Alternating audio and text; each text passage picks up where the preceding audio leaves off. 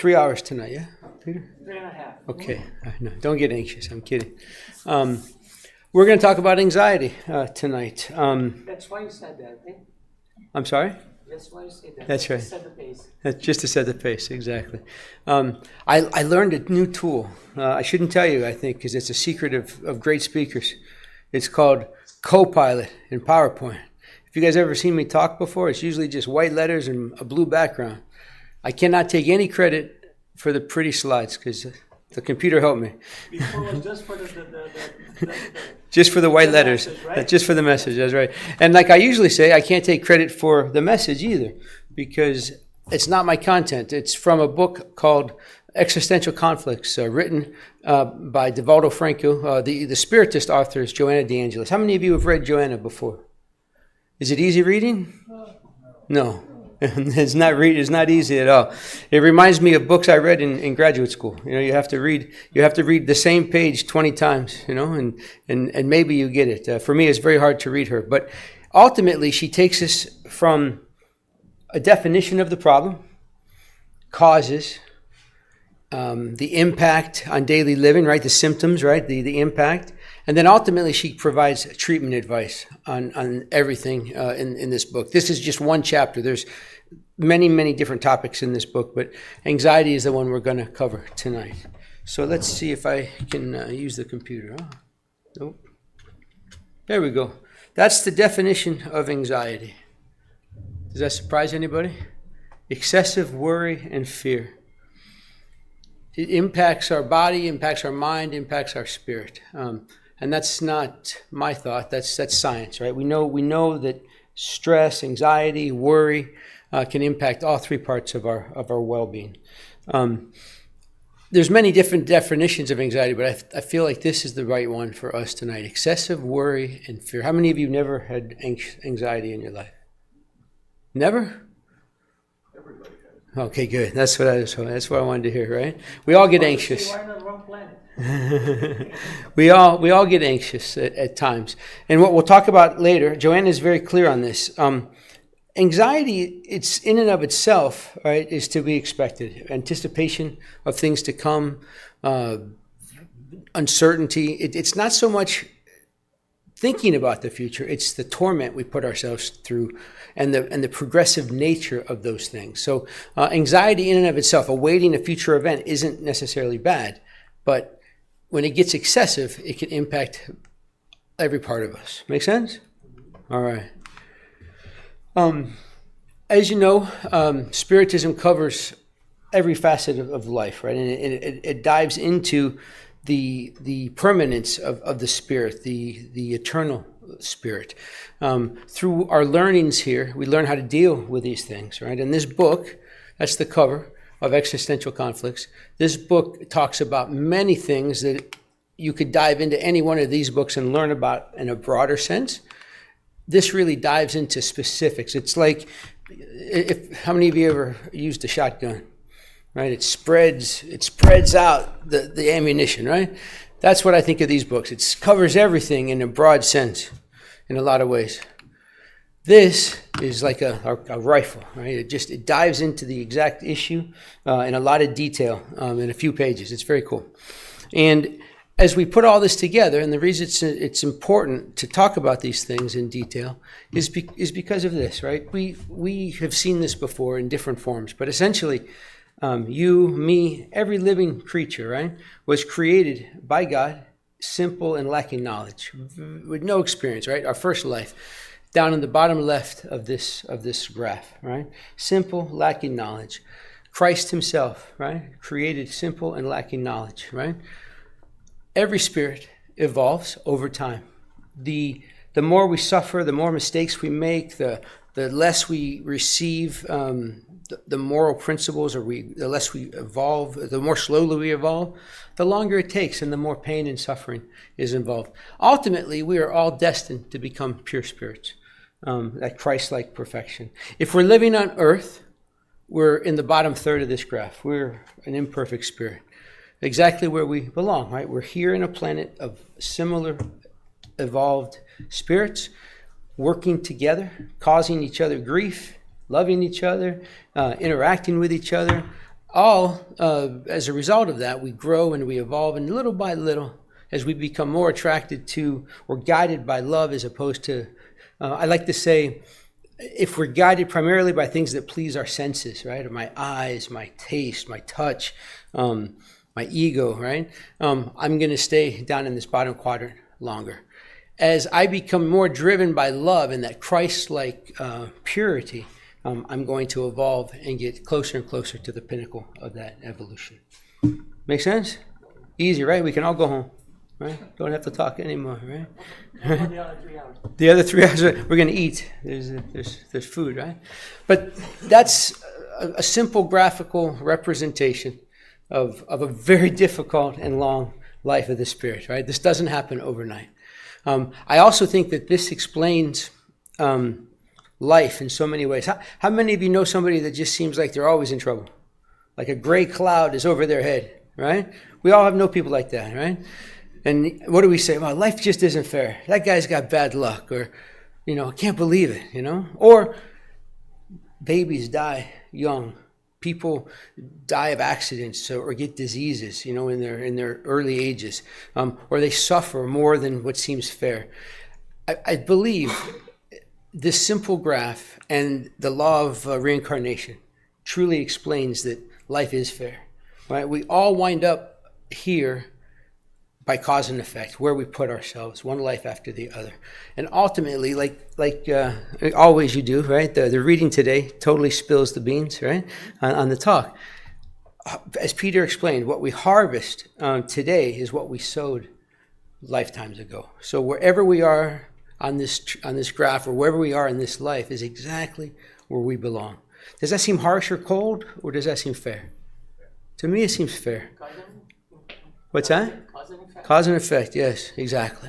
All right, let's jump into anxiety. This is not from Joanna. This is from, I don't know, I want to say anxiety.com, but it's not that. It's, I think, National Institute of Health, the NIH website is where I found this.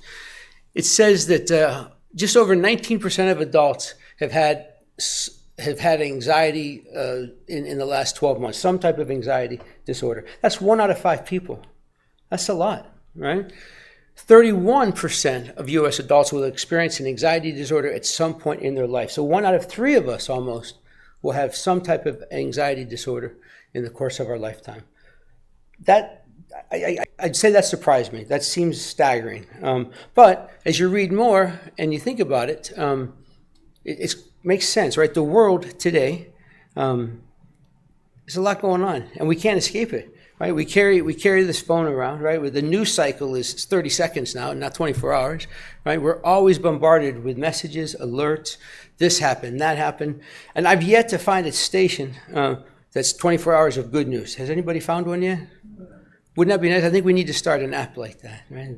A good news app. Do they exist? That is the FOMO, right? Fear of missing out. What is it? FOMO. FOMO? Yeah, fear of missing out. It's an app? It's something in the internet that people check all the time. I thought you said there's an app for positivity. We can start a JOMO. Okay. Joy of missing out. Joy of missing out. I like that. All right. Now, going back to Joanna and existential conflicts, she explains that there's several factors that can predispose us to anxiety. The obvious one, if you're in a Spiritist center, is we bring things with us, right?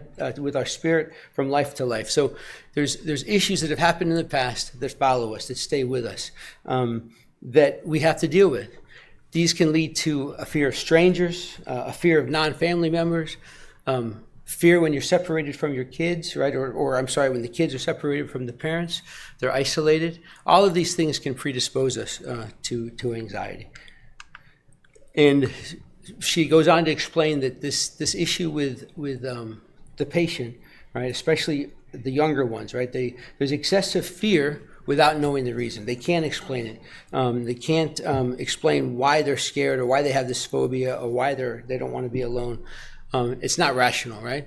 But it causes more fear. And then the next thing you know, you have this vicious circle. Think of the limbic system, right? Fight or flight. You get scared. You can't solve the problem. You get more scared, right? And it just keeps repeating because of the anxiety that's caused, that is a consequence of that. Little things become big things. Something that may not bother me, like a roach in the garage, right? Nobody has roaches here, right? It's Florida, right? We all have roaches. Well, I happen to know some people that totally freak out when they see a roach, right? The roach isn't going to hurt them. The roach isn't going to infect them. The roach is going to run away. But they have this fear, and that's okay. I'm not judging the fear, but it's a great example of how something small that can't hurt us can scare the crap out of us, right? And these behaviors, these reactions can go beyond childhood, right? They can go into adulthood. I have a sister who her phobia, her fear is tiny people, little people, right? She can't explain it. No one, they've never heard her, but if she's in a public place and there's a small person next to her, she freaks out. And she's 50-something years old, right? And that all started when she was a kid. Can't explain it. Adults or children too? No, little adults. I'm not sure. What is the politically correct term? Little people now? You don't say midgets anymore, right? That wouldn't be right. But essentially, little adults. Make sense? All right. Does this make sense? Yeah, logical? Awesome. All right. So, these things happen as a kid. Our parents can produce safety, but there's times when we don't feel safe with our parents, right? Our parents can do things, not on purpose necessarily, but they can do things that scare the crap out of our kids, right? Or they're so secure with their parents, right, that if they get separated, there's great anguish. That can be the other side of this. The kids cry in their absence. The child's disturbed. And again, this insecurity can stay with the child throughout life. Even as they grow into adulthood, they don't have to be with their parents all the time, but they're alone, right? They don't have that bond, and they seek whatever they need to seek, right, to feel that safety. And it's usually, we'll talk more about it, but it usually manifests in other behaviors and dependencies. Joanna goes on to tell us that that fundamentally anxiety stems from feeling alone and abandoned, as if we have no support, we have no help, no one loves us, no one is there for us, and it creates these symptoms of anxiety. And that can lead to torment. Again, anxiety in and of itself is not necessarily a terrible thing, but it's the untreated, the progressive nature of the torment that can lead to it. That's bad, and that's what we want to try to resolve. The big piece to here is how much do we react to those things that haven't happened yet, right? Does it freeze us like a deer in the headlights? Does it impede us from moving forward? Does it impede us from accomplishing anything? Like we just get stuck. There's a book, if you ever get a chance. I found it by accident, but it's called The Precious Present, right? And that's all about right now, right? You can't change the past, so don't feel guilty about it. Don't beat yourself up about it. You can't do anything about tomorrow because it's tomorrow, right? So live in the very precious present moment. That's the only thing you can really control. And by living in that moment, you can control better things like this, so it doesn't lead to torment. Easy to say, right? But it's hard to do. She goes on to say that the child will develop these situations where they'll long to stand out, right? They want to achieve things. They want to conquest things. They want to be the head of the class. They want to be the spotlight or the star.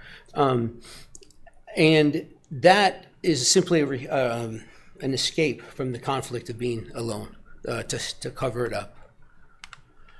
And this leads to avoiding emotional involvement. You know what the scary part about this talk is? I prepared to talk like this years ago. I was probably 20, it was before COVID, as I recall.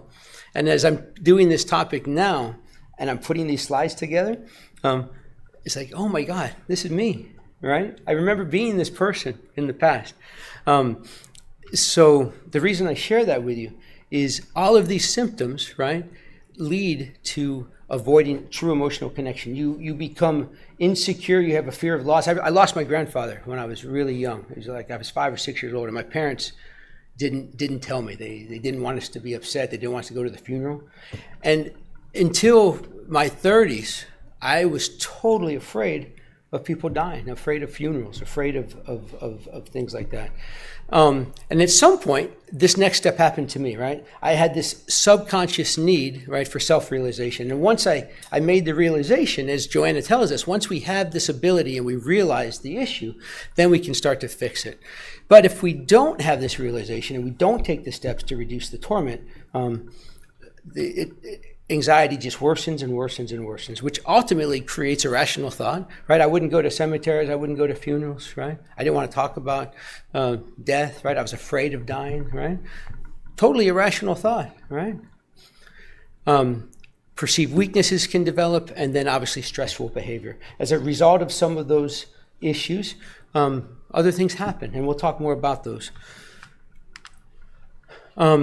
She goes on to tell us that anxiety is a really strong factor with pretty much any type of disturbance or imbalance. If we are experiencing spiritual disturbance, spiritual issues, there's a very good chance that anxiety is a part of that. Why? If you spend your life tormented with fear or anxiety, worrying about things that haven't happened yet, what are we doing? What are we attracting? Negative energy, right? We're attracting that energy from above around us, and we're encased in it, right? And we can't escape it. So she reminds us this deserves special care, very special care. And we'll talk more about modern treatments and spiritual treatments as we progress here. Ultimately, though, she says it takes careful observation. One, the person has to have the realization, right? Has to identify and want to change. The people around them, right? This is why I say we can't live under a bridge, right? And escape these things, right? We need each other, right? To looking out for each other. We have friends, we have family. You can save a life just by smiling to someone, right? You've all heard that story about the guy that was going to jump off a bridge in New York City, right? And he didn't do it because a guy actually smiled at him, right? It's just a simple smile saved his life, right? So if we can all be observant of the people around us, then we can all help reduce this for people. And then ultimately, once this observation is made, we have to seek out therapy. And we'll talk about the different therapies that are recommended by Joanna as well as modern medicine. Because with this observation piece, right, if we observe carefully, it's going to reveal unhealthy behavior due to a lack of serenity. What kind of behaviors might we notice in people that aren't serene? Anything come to mind? Agitated, talk a lot, or they avoid people maybe, right? They isolate themselves.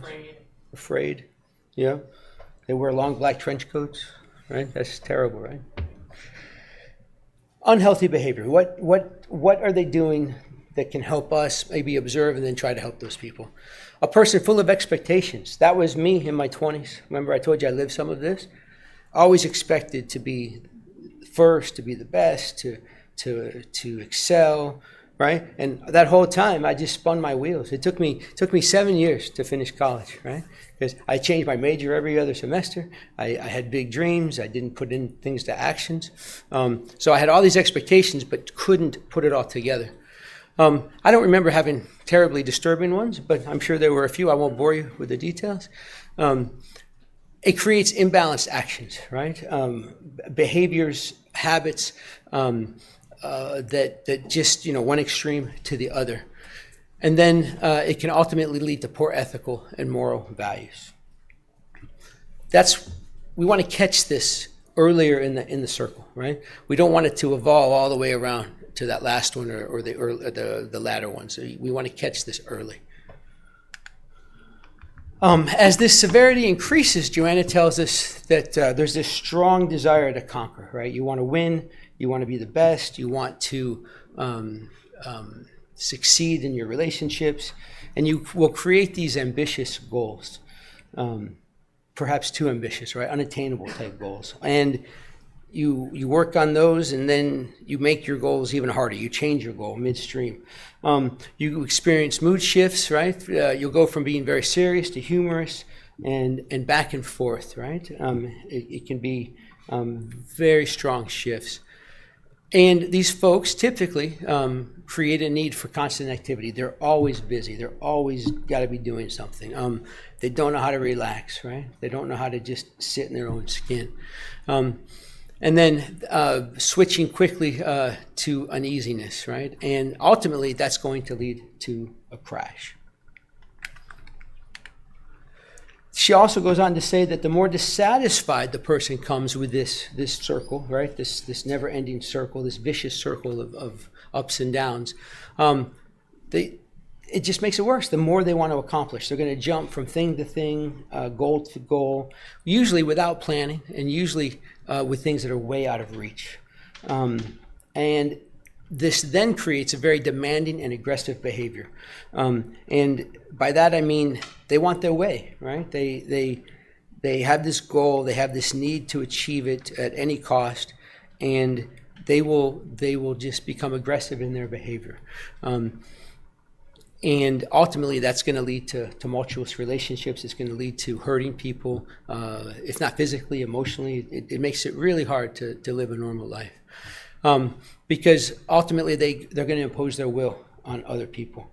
And that can be very subtle. It can be very severe. It doesn't necessarily have to be a violent thing. It can just be people that are good with their words, or they mentally can manipulate, right? They're going to get their way one way or the other. And ultimately, trying to fix what they think needs to be fixed, not necessarily what reality is, but what they think the problem is in them not achieving these ambitious goals they've set for themselves. Is all this making sense? Yeah? All right. As a result of these behaviors, right, and the progressive degenerative nature of these behaviors, their life becomes very, very turbulent. They impose themselves on others. They have very little restrictions on their conduct, or they can rationalize their conduct. I'm sure all of us have experienced people that just can seem to do the wrong thing or bad things to others, and they don't care about it. They don't seem to be impacted by it. There's just no restrictions. They can do whatever they want, and they justify it in pursuit of these goals. Oftentimes, these are folks that don't direct themselves well, or they don't have direction, or they're not planning things. It's just very spur of the moment, off the cuff, changing directions frequently. And it just becomes erratic. And again, going back to the observation stage, we can all play our part with these people in our lives, right? And when we identify these behaviors, we're going to learn about some tools that we can use to perhaps help ourselves from going down that path and helping our loved ones and people in our life. So she goes on to say that these folks are also very impulsive in relationships. They almost always become passionate quickly in relationships. They fall in love very quickly, and frequently in and out of relationships, and they're always very strong very quickly. These folks, the worse their anxiety, the worse their disorder, the more controlling they are. They want to control their partner's whereabouts. They'll want to know where they are all the time. They will have them defend their loyalty, make them accountable for their actions and where they've been. Like there's no trust, right?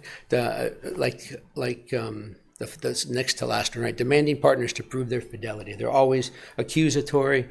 Typically, they don't trust. They think that you're gonna do the wrong thing by them. So obviously, this becomes unbearable, right? Relationships just don't last, or if they do, they're tumultuous. They're dangerous at times. They're definitely not balanced. So these are all signs of the progression of anxiety disorders. The key also that Joanna tells us is anxiety is going to manifest differently with different personalities, different people, different severities of the progression. But ultimately, she tells us that characteristics and symptoms are similar, and we've talked about some of those.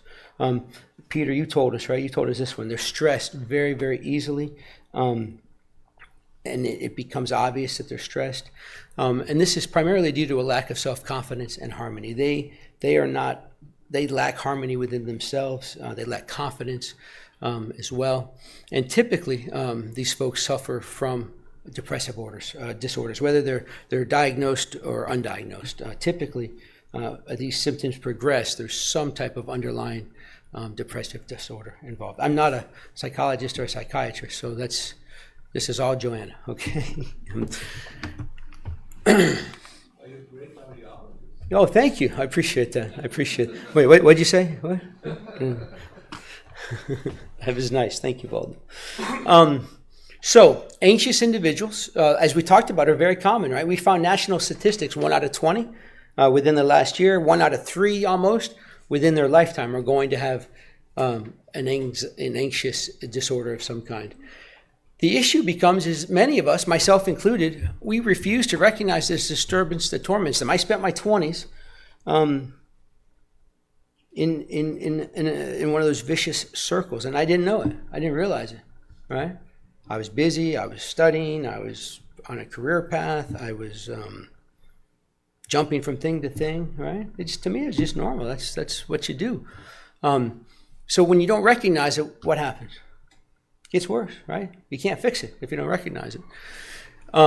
You wind up doing other things, right? Joanna tells us that you wind up, in a lot of cases, you disguise these symptoms with alcohol, tobacco, drugs, uncontrolled sex, right? All of these things, which further complicates the picture of emotional insanity, right? It further creates turbulence in their life. It further complicates the dilemma and the drama in it, which just then creates more anxiety, more of that vicious circle, like a hamster, right? In one of those little wheels. And you can spend lifetimes like this, decades, years. So getting back to how Joanna identifies the problem, dives deep into the symptoms and the pain of the issue, and then she opens the door to hope, right, to treatment. And her key here, the key message that I took from this chapter is recognition of the situation, right? If in this circle of torment, in this circle of anxiety, if you can have a moment of clarity, right, where you recognize the situation, that opens the opportunity for the person for self-help or therapy. And ultimately, that's going to allow the patient to seek support from a specialist. And we're going to talk about treatments here in just a little bit. But it all starts with the recognition of the situation. And that doesn't always have to be the person, right? It can be a loved one. It can be a friend. That guy on the bridge that just happened to smile at somebody, right, and save the guy's life, right? We can all play a part in this just by being observant of our surroundings and the people that we interact with. She goes on to tell us that without a doubt, right, all the afflictions and disappointments, right, that confuse the human spirit, right, that stem from our eternal being, it all comes down to conflicts that we haven't balanced, we haven't resolved. Like we talked about earlier in that graph, right? Life after life, we reap what we sow, cause and effect. All of the things that I'm experiencing today, my challenges, stem from things I haven't resolved in the past. Not me, us, right? Each of us, right? It's not about me necessarily, but think about it. We die. We go to the spirit world, right? We heal. We educate. We convalesce, right? By the grace of God, we reincarnate, right? With a mission, right? Thankfully, we don't remember our past, right? We have no memory of those things typically. But in that life between life, as we're planning for the next life, some things we kind of get to help with, right? Our socioeconomic status, right? Our health, right? Our geographical area, perhaps. Most importantly, the people, the spirits in our life, right? My family, there's 5 of us. There's a reason the 5 of us are together, right? I hurt them, they hurt me. We have unresolved issues. In this life, we get to work on it. There's a reason why there's people in our life that aren't family, but they're more like family than our family. Anybody have that experience, right? They're not your blood relatives, but you'd swear he was your brother or your sister, right? We find each other, right? We come back together to help each other, to amend our wrongs, to lift each other up. And these afflictions that lead to anxiety and these disorders that we're talking about all stem from the spirit and things that need to be resolved. Make sense? Strong stuff, yeah? So over multiple lifetimes, right, the self externalizes these disturbances and the guilt that needs to be released via suffering, right? Challenges in our lives. And there's a we've had talks here before about suffering and pain and whatever. And to a lot of people, if you talk about suffering, it's a negative consequence. It's a negative experience. And to a point, I guess it is, right? Suffering hurts. Suffering causes pain.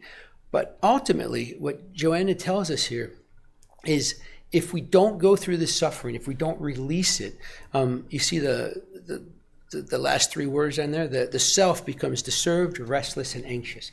But it's by going through that suffering and working through it that we lessen this. But you've got to go through the pain to experience the joy. I have a friend that used to say, you have to experience the sour to appreciate the sweet, right? And it's the same idea, right? We've got to go through the pain because ultimately we created the situation that's creating the pain in our lives, right? We've got to work through it. We have to resolve it and make amends in order to lessen it little by little over time. Anxiety issues, she goes on to tell us, occur as a release of that inner drama that lies in our subconscious, right? It's going to affect our emotional system, and the therapy of release has to begin in the rationalization of the torment. In other words, at some point in this vicious circle, right, we have to have that door has to open, and we have to understand, like, man, why do I keep doing this? Why is this happening, right?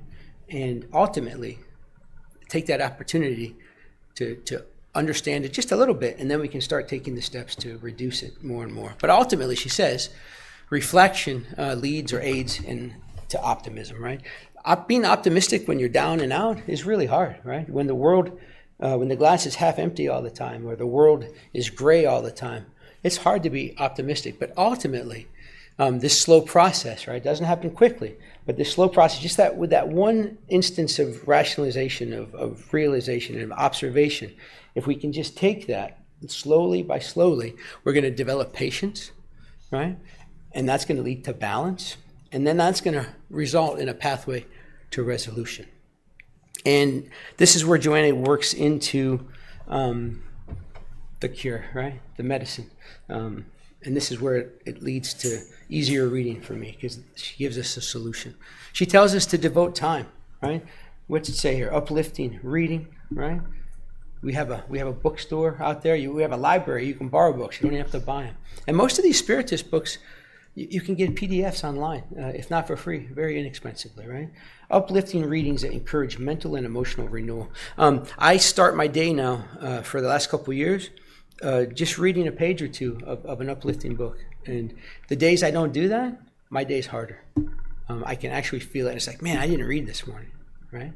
So just a page or two. Just get your day started with something from the Spiritist doctrine or from the Bible, from something uplifting. Not that crime drama on Netflix that you binge watch. You know, don't start your day with that, right? Or Instagram or Facebook. Yes, good advice, honey. Good advice. See, you make me a better person. You know that? Thank you. Man. She's not afraid of roaches. It wasn't her. Okay. Joanna talks about yoga, right? Yoga to discipline the will and the nervous system. She talks about meditation is equally important since it induces calm and well-being, right? We have that meditation series, right? That Valdo and Christiani lead the last Thursday of the month. That's helped me so much, Valdo. Christiani taught me how to meditate in my car. Can you imagine? Who thought you could meditate in your car? Right? What's that? Don't close your eyes. Well, exactly. She taught me to count overpasses, right? Or overpasses or power lines. Just every time you see a certain thing, you think a positive thought. So you're driving, you're paying attention, and yet in your periphery, you can meditate. It's amazing. So thank you, Valdo, for your contribution there. These things inspire goodness and love. It's hard to be down and out when you're meditating, praying, filling your mind and your heart with positive things. Not that you're not going to get down and out, but it's harder when you're feeding your soul with these good things. And then she also talks about adding compassion and benevolence to those around you. Go out and serve, right? Go help out. Be kind to yourself as well, but try to do good in your neighborhood. It doesn't have to be lots of money or necessarily your whole day, but try to do something good for others on a regular basis. It could just be opening the door for somebody, right? Or killing the roach for that person in your house that's scared of the roach. Right? So she also tells us that meditation promotes all of these things, right? Happiness for living, satisfaction and self-realization, surrendering to the divine will, self-awareness, self-responsibility, and a noble sense of existence. You can promote any of these or all of these with meditation. And there's so many different ways to meditate, obviously. So come join us on the last Thursday of the month and learn a new way every month. And this is where in the chapter, I've already shared this with you, but this is towards the back of the chapter where she reminds us that anxiety is natural, right? There's nothing inherently wrong with a desire for something to happen, right? It's natural. It's okay, right? It's okay to dream. It's okay to have plans. It's a normal expectation and it's healthy, right? The torment, however, is what produces the disturbance when it becomes unhealthy and it manifests in those symptoms that I described, those behaviors that I described. It ultimately leads to a pathological state that needs to be rehabilitated. The afflictions generated by anxiety, she tells us, are totally fixable, right? They can be eradicated. It does require, in a lot of cases, specialized care, professional care. She talks about passes therapy. We do that every Thursday night, every Monday night. I think Wednesday night you give passes too, right, Peter? I think so. She encourages the habit of prayer, right? Start your day with a couple pages of a good book, a prayer, right? The cultivation of dignified thoughts. Reading 1 or 2 pages of a good book every day can help develop those dignified thoughts, right? Lower my tendencies to do less noble things, if you will. All of these things will assist with the healing process, she tells us, and all of them will promote peace. So let's compare what she's recommending to the modern approach, right? Cognitive behavioral therapy is usually used to help people with anxiety disorders.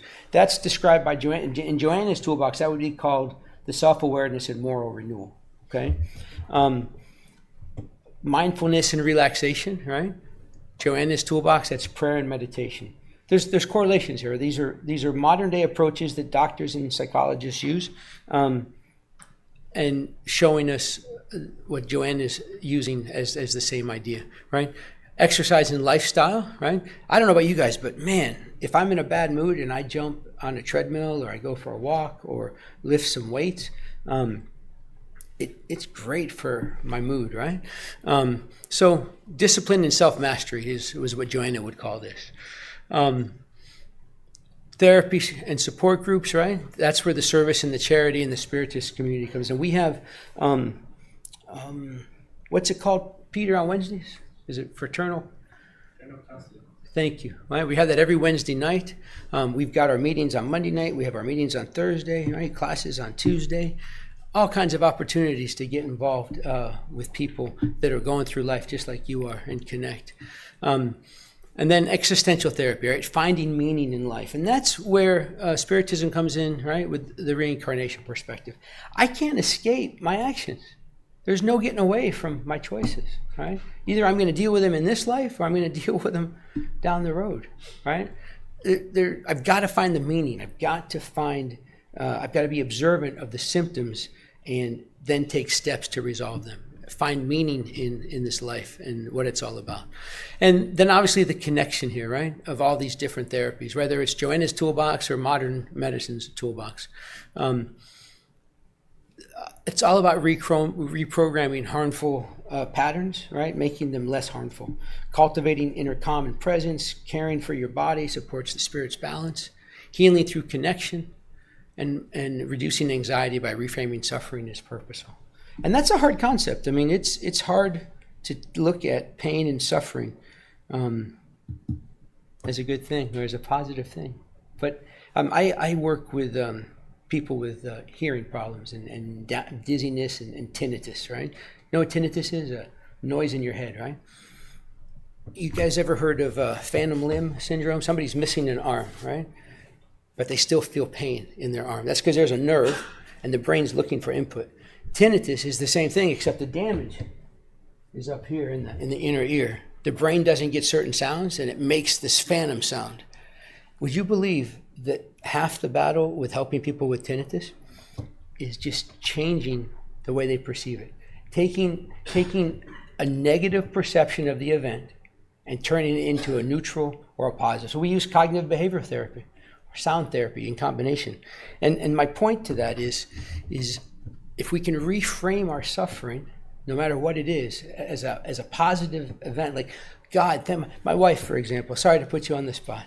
She had cancer in one of her eyes a couple of years ago. Scary, terrible diagnosis.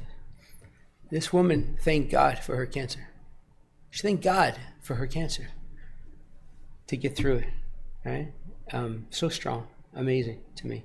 The point is, she took a really bad, what could be perceived as a really bad experience, thanked God for the opportunity to grow. And as a result, was it easy? No. Was it hard? For sure. But the suffering, even though it was bad, was very positive for her development, for her well-being, and for our ability as a family to get through it. Does that make sense? And I can share that too. It's not like just sitting and being thankful. I had my times I cried, it was painful, but my talk with God, it was help me to see what I haven't been seeing, what goes beyond my physical life, my eyes. So that's how I was able, to deal with not being sure I was going to be able to see or not, especially when I had to do biopsy from both eyes. But it's a battle. It's not easy. Like even all this stuff he talks about is a constantly reconnection. And when you do, it just helps you. Doesn't mean you're not gonna fall. You're gonna fall, but you're gonna be able to stand up a little bit quicker, even if it's a second quicker. So, and when it also, I'm sorry to take you so much, but when you talk about pain, it just comes in my mind. Remember the seed under the ground to grow.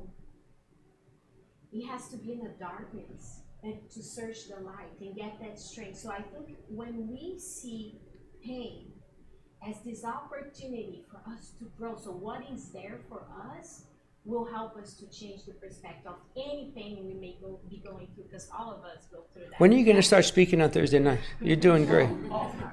Sign her up, right? We have an opening in 2 weeks. You available? And just remember, our work is the world of trial and tribute. Yeah, yes. So we are going to encounter that. Well, thank you very much. Yeah. I love it. All right, let's move on. We're almost done. Sorry. No, that's great. Thank you. So these last couple of slides are my attempt to talk about modern treatments and then compare that to what Joanna is telling us. This is the order of not prevalence, the go-to sequence for most doctors for people with anxiety disorders. Medication is the first one, then therapy, then lifestyle care, then mindfulness and meditation, and then therapy and support, right? Which, okay, that works, I guess, right? So much so, we actually have statistics, right? Almost 50% of the people that have cognitive behavioral therapy, they have remission. 40 to 60% have some response, and only about 14% actually relapse. When you combine that with medication, the success rate gets even better, right? The combination there, right? The medicine and the therapy are the best way to do it. And then adding relaxation and behavioral therapy after that. So that's modern medicine, right? Not terrible, but it's still 50%, right? What Joanna is teaching us, combined with, there was actually a study in Brazil, random controlled study, real science, short study, small study, but it put people through passive therapy, Spiritist therapy, and then there was a sham group. So these people didn't get the Spiritist therapy. Look at the difference, right? For people that went through the therapeutic therapy, there was 63% more issues in the group that didn't get the treatment. Only 17% of the passive group still met the anxiety criteria. So they gave these folks a questionnaire, scientific validated questionnaire about anxiety. Every one of these people scored high enough on that to be considered they had an anxiety disorder. When they went through this 8-week therapy, only 17% of the group that received the passes still had that diagnosis, compared to 63% of the people. Now, that's one study in one country. There could be all kinds of bias there, but that's strong, if you ask me. A little bit of fastest therapy or coming to the Spiritist Center weekly can do a lot. I know it's done a lot for myself and for my family. So to wrap this up, what we want to emphasize is anxiety is both a physiological or psychological and a spiritual challenge. We're not suggesting that you don't go see a doctor, that you don't go take medicine or receive therapy, and that you can solve all your problems at the Spiritist Center. But these physical manifestations, these psychological issues, definitely stem from a spiritual origin, right? From some cause in our previous existences in our life, right? So we should add a spiritual component to the fix, if you will. She reminds us also that modern science offers powerful tools. You saw the math, you saw the science. Almost 50% of the people that seek therapy get better. And if they combine that with medicine, it's even better results. She then goes on to remind us the Spiritist practices, right? Self-awareness, prayer, service, meditation, they all help to restore balance to the soul. It's really hard to stay miserable when you're filling your heart and your mind with the love and light of God and the gospel, right? Does it happen overnight? No, but consistency, right? She reminds us that in John 14:27, that Christ invites us, do not let your hearts be troubled. My peace I give you. His light and love is always there for us, right? So much so that it's theirs for the taking. In addition to that, we are surrounded by the energy that we attract to ourselves. We have a guardian angel. We can either bring positive energy towards us or negative energy towards us based on our thoughts and our actions. So if we spend more time inviting peace and elevating our thoughts and our actions, we're going to surround ourselves with more and more tools. And then ultimately here she says, hope, faith, and charity transform suffering into growth. And that with science and spirit, healing is possible. And I'll leave you with that, right? When in doubt, just keep him first and foremost. And I wish you guys much peace. And thank you for taking the time to listen to what I was able to put together tonight. I appreciate you.